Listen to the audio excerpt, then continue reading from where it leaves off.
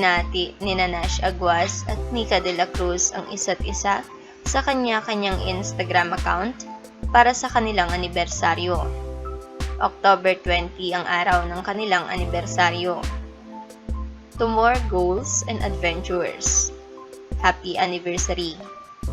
Caption ni Nash, sa post niya kalakip ang larawan nila ng kapuso actress kung saan kuha sa isang farm. Happy second year. Caption naman ni Mika sa post niya, kalakip ang larawan rin nila ng aktor. Binati rin naman ni Angelica de la Cruz ang kapatid na si Mika pati na rin si Nash. Happy anniversary. Komento ni Angelica.